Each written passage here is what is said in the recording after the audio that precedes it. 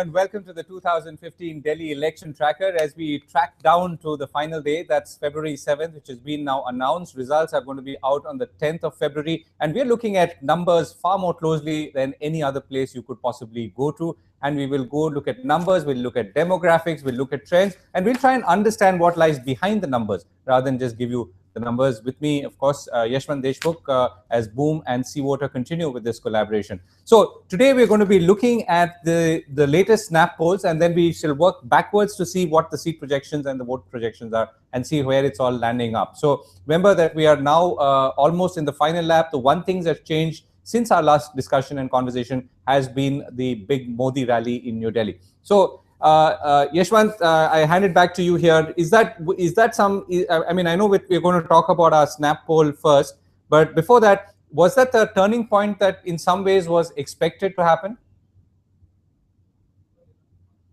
Well, yes and no, because BJP did not have anything else so far in this election, barring the campaign of Narendra Modi. And Aam Aadmi Party had already taken a big advantage in terms of starting the campaign, declaring all the candidates, and a clear-cut chief ministerial candidate, that is Arvind Kejriwal, and banking on his popularity. So BJP, by and large, had nothing to do as such, and wait for Narendra Modi to start the campaign. So that is one major event that had happened in the last 2 days, that Narendra Modi started his campaign.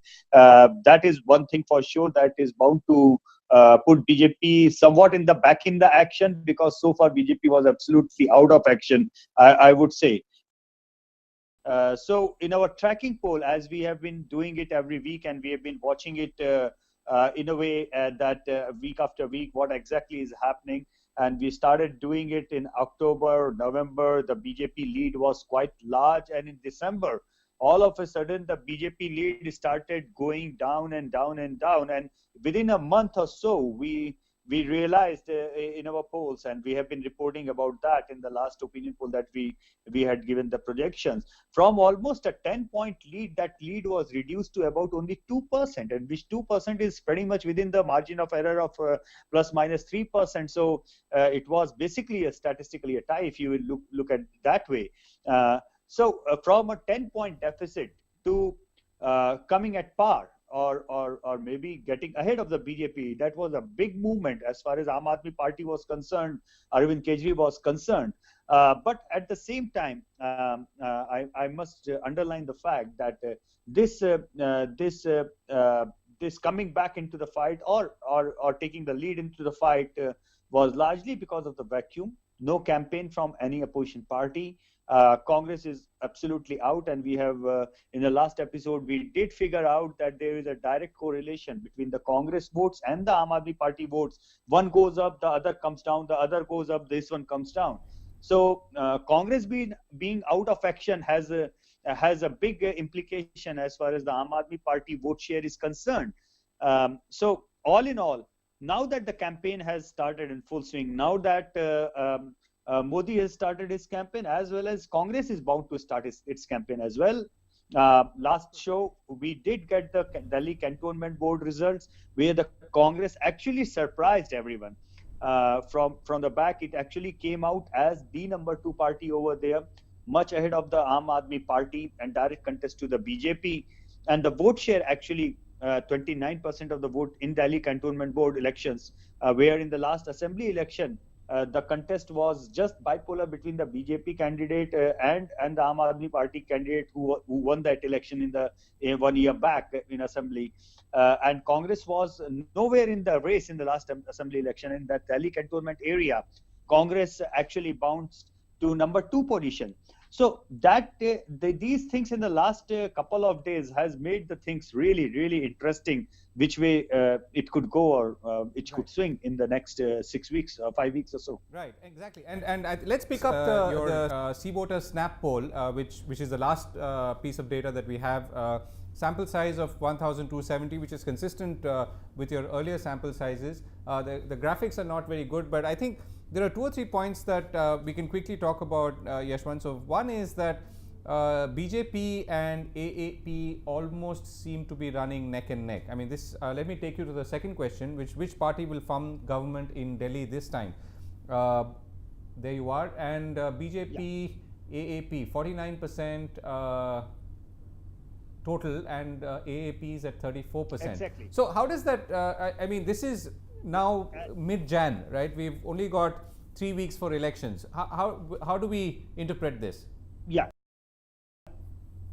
This is the perception of who could win this election, and perceptions are not vote share. Right. Let me remind you again: Absolutely. Perceptions are not vote share. These are the way people look at it, who could be having a head start. And you remember almost the similar kind of question we have been tracking in the last 6 weeks, and in December, that perception between the AAP and BJP gap had reduced. And yesterday on this snap poll, we figure out that the BJP again in perception after Modi's rally had taken about 10 points lead in a way that who could win the election. But let me again say, the perception is not the vote share. As in the previous perception, we figured out that BJP's gap over the Aam Aadmi Party was 15%. As far as the perception goes, who will win the election. But in actual vote share, the gap was only about 2%. There was a 13% gap on perception who will win and actual where they are going to cast their vote on. Yes. Why does that is happen? Very interesting combination. Yeah. Why does that happen? Why is there a gap, or a substantial gap like this between the percentage numbers and the actual vote share numbers?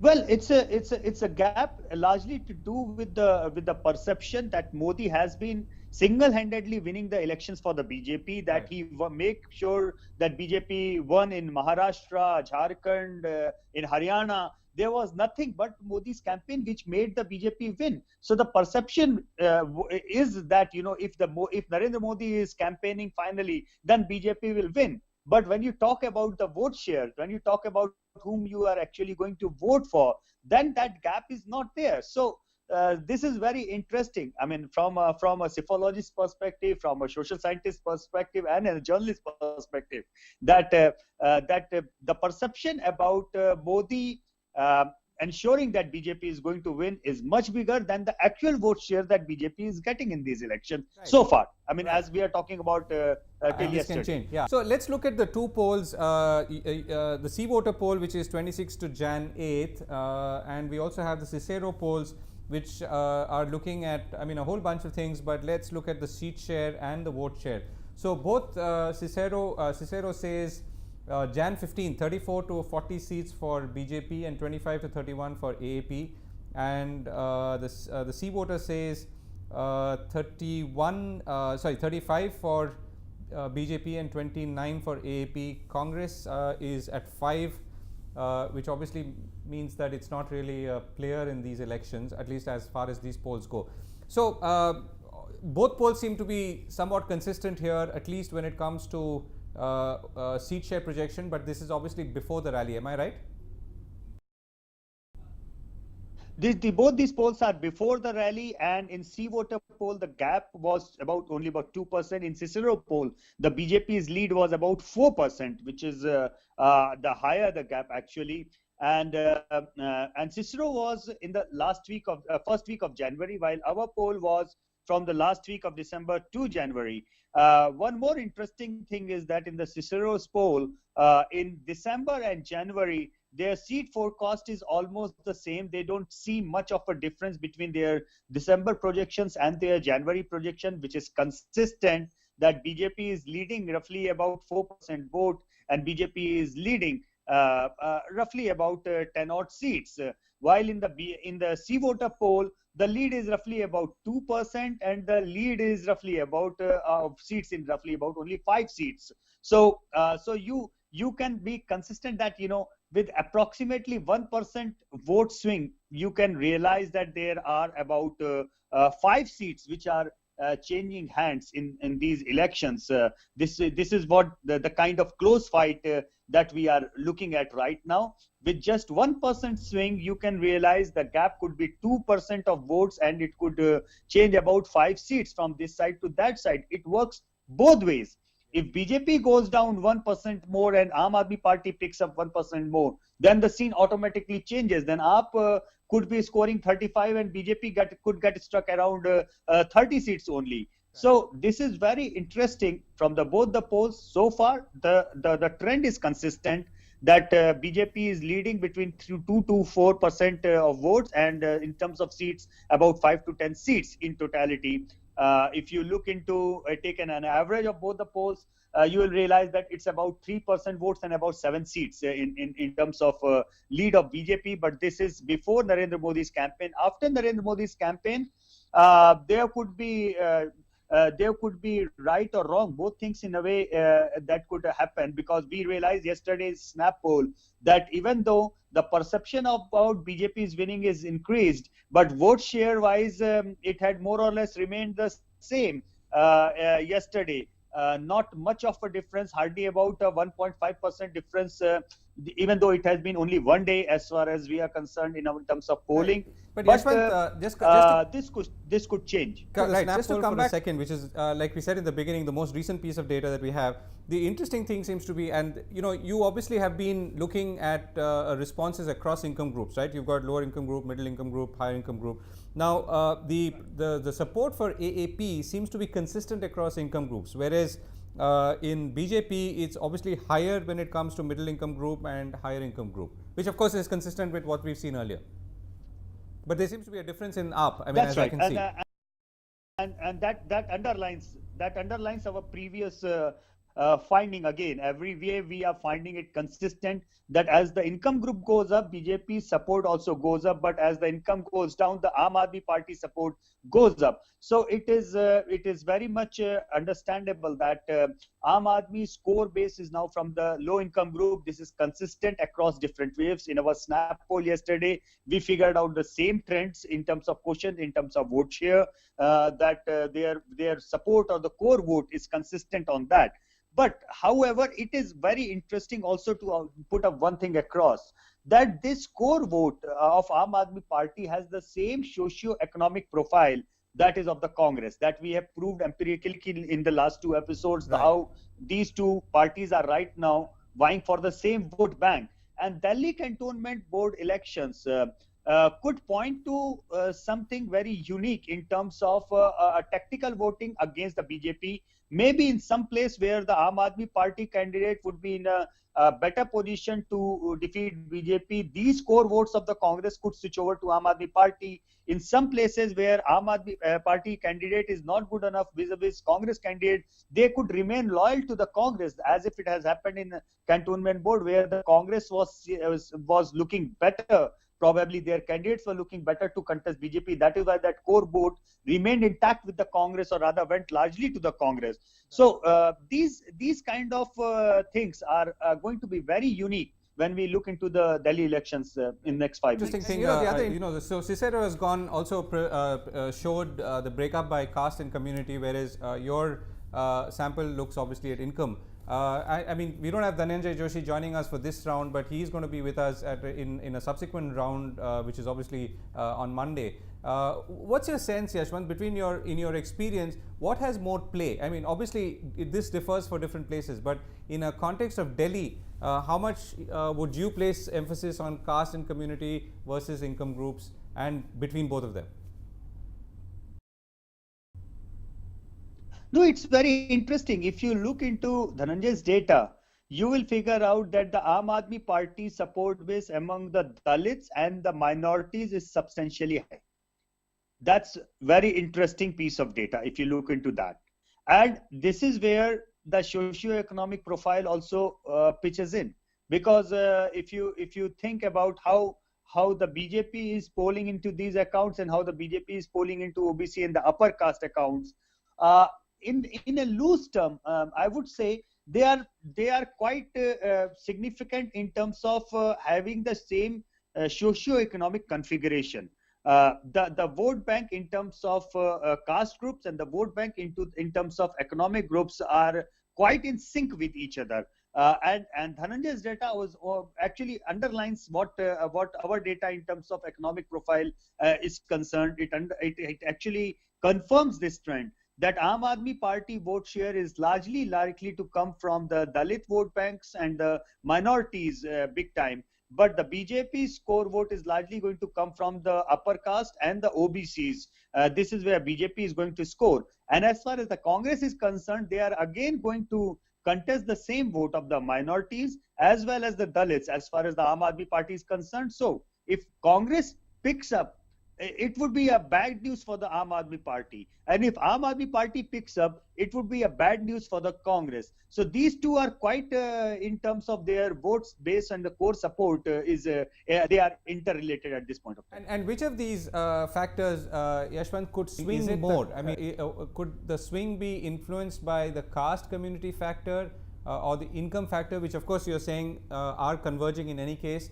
Or is it an external factor like a Modi rally? Because otherwise the numbers are fairly consistent or steady, right? We've got BJP holding at about 34 to 40 seats, and I mean that's Cicero poll, and AAP at about 25 to 31. So of course AAP is a close second as things stand, but which way could this go, and what could drive it? Well, there is a very interesting fact that we have this habit of looking into Indian elections from the caste and religion perspective, which I have actually differed all the time. And I feel that the socio-economic equations are more important than caste many a times, and especially in the case of Delhi. And I would again like to underline the fact that in the May 2014 general election, the turning point of that election was the Dalits voting to BJP. And this we underlined in our pre-poll survey. The moment we started finding that trend, we said that this is done because if Dalits are voting for the BJP, they are going to sweep UP, they are going to sweep Bihar. And that is precisely what happened. So Dalits in 2014 general election actually, they played a big role in breaking up this idea, that stereotype that they would be only voting for the Congress and only voting for the Bahujan Samaj Party and not to a so-called upper caste party like BJP. So that myth was big time shattered in May last year. But that has taken only one line, that okay, yeah, whether it will happen in assembly election, because we could see very well the split voting phenomena, that Dalits were voting for BJP on the Lok Sabha election, but they did vote for Congress in the assembly elections. That vote did not transfer to BJP as far as the assembly election was confirmed. So in that way, that remains to be seen. In a place like Delhi, can then the issue of development could get BJP some Dalit votes, or are they going to depend purely on their caste line, and they would vote for the Aam Aadmi Party or the Congress right now? And if the campaign picks up more on the developmental issue, they could make a dent in that vote bank. Similarly, Aam Aadmi Party, if their campaign really picks up, they could very well dent the middle class vote bank of the BJP as well. Yeah. Let's not forget that last year, 1 year back, the main reason for the surge of Aam Aadmi Party was not the Dalit vote, but the main reason for that surge was the middle class vote. And I mean, to look at your opinion poll that was conducted in the first week of January, I mean, this is the big question that everyone's been asking.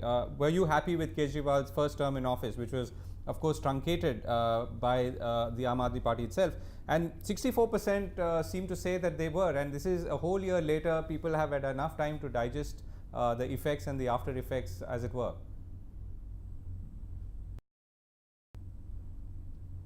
That's true, and that has been consistent all across almost in every opinion poll that we did in the last 1 year. As far as the performance of Kejriwal is concerned, or the Aam Aadmi Party 49-day government is concerned, people were largely happy with that performance. The only thing that were really unhappy was that they quit, that they were seen as undependable, that these people, when they got a mandate for Delhi, they just ran away to become the prime minister and the central ruling party. So that was the anger, but their performance was seen as credible, and their rating has that performance did not go down in the last 1 year. So for them, it's actually a blessing in disguise, because big time, because they did not continue the government, so there is no anti-incumbency against them. There is actually a sense of pro-incumbency if you look at it that way.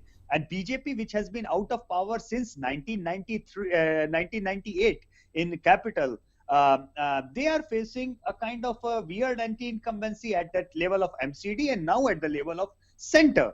So, this all in all puts up a point, a very classical point, whether whether Kejriwal and Aam Aadmi Party can build upon that goodwill and say that, okay, you can see us as a dependable, we are not going to run away and we are going to give a good government, or people will figure out that, okay, no, they could be good, their motives could be good, but somehow they are not very serious as far as running a government is concerned, and that seriousness is not there. So these are pretty perception oriented issues, and it remains to be seen in the next 5 weeks how the BJP plays up these perception, how the Aam Aadmi plays up these perception, and how the Congress, most importantly, as we discussed last time, it's not just BJP and Aam Aadmi Party, it's the performance of the Congress which is going to decide the outcome of this election. Right, exactly, right. So we've run out of time, Yashwant, almost. Just a last word from you now.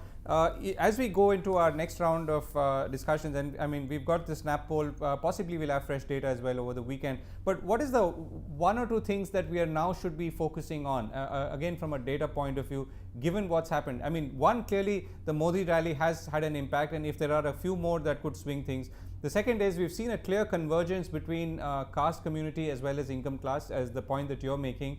The third is that don't forget the aspirations, the issue of aspirations, which is what in some ways swung UP away from what traditionally it could have gone into the hands of the BJP. And finally, I'm assuming that as things stand, BJP is positioned very strongly and AAP is a close second. Well, one thing from here onward that I would be keeping a very keen eye on is the leadership issue, the issue of the chief ministerial candidates. Let's face the fact that Aam Aadmi Party and Arvind Kejriwal has been getting an empty goalpost so far as leadership is concerned. There is no name from the BJP, no name from the Congress. And I heard yesterday that Congress is planning to put up a name of Ajay Maken and asking him to contest the election. And Ajay Maken is a very credible name, I would say. I mean, you cannot ignore that name. So whether if Congress really declares him the CM candidate and Congress can gain out of it, that would be very important. Same is the BJP's case. BJP has so far gone ahead with only Narendra Modi's campaign. Good or bad, that remains to be seen. But if at all BJP comes up with any CM candidate name, that would have its own impact on these outcomes. So it remains to be seen. We are also hearing today, though yet not till the point of time we are speaking, it's not yet clear that whether Kiran Bedi is joining BJP and whether she will contest. Similarly, Shazia Elmi, if she is joining BJP and whether she will contest. So these are the issues of leadership and personality oriented, I would say, which would be very keenly followed, both from the BJP and the Congress factors, and Congress as the balancing factor in these elections. I would be more keenly following what game plan Congress has, what kind of leadership Congress is throwing, and what kind of candidates Congress is giving. That would be a very keen thing for me to observe. Thank you so much for that. We've run out of time completely. We are going to be back as we continue the 2015 Delhi election tracker right here on Boom on a Monday, as we pick up and focus this time on the leadership, the most critical question perhaps for the Delhi elections. Thanks for watching.